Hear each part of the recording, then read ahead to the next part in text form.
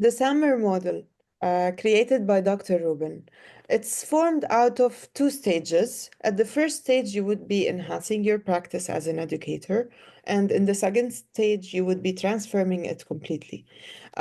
Speaking of the first stage, you have two levels. The first level is substitution, where technology acts as a direct substitute. For example, you're making a quiz, or a presentation on a cardboard. Instead, you would use PowerPoint for that. Now, in the augmentation level with the same stage, the technology will act as a direct substitute, but also with additional functionalities or improved ones. For example, instead of using PowerPoint only, I could also use an online presentation tool like Canva, for example, where we can collaborate together as a team and make it more interesting and interactive. So I augmented the experience. But if I move on to the transformation level, as the student, for example, we would be using the technology that allow us to redesign the task. For example, not only using the Canva presentation as just for presentation, but also like to tell a story. And you could start using AI tools to generate images in Canva, for example, and create a story with that.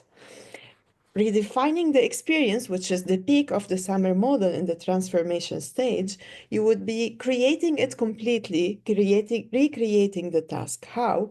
For example, the students can use the AI tools in Canva to not only generate the images, but also use the AI tools to enhance those images, expand them, eliminate elements from these images, and then using this product that they made to narrate a new story or an essay, or probably use voiceover with it and turn it into a video.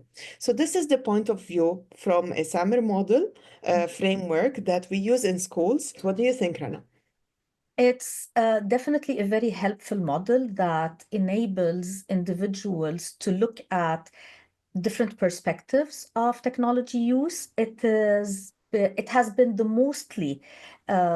most widely used model because it is easy, clear, clean, and straightforward. And with that in mind, it still has some issues and concerns. On one side, it's very simple.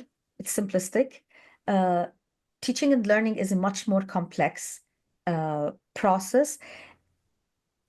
Although its simplicity is what made it completely popular, but at the same time, that simplicity is the weakness because from another perspective, uh, it doesn't tell the students or the teachers what to do. It is not informative about pedagogies and how to make use of it. It leaves to your capacity. I'm using technology this way. What if I want to up the game? So it helps in opening the discussion, making you think more about what you are doing, but it doesn't tell you or give you any uh, guidance on how to do it. Maybe this is why the schools use it as a broad perspective about the Mhm. technology integration, and they embed it into their policies. And I've seen this in many schools from my experience. But yeah, as you said, on a personal level or for the personal growth, the professional growth of a teacher, it is not a tool that is quite accurate to see how well I am doing in technology integration.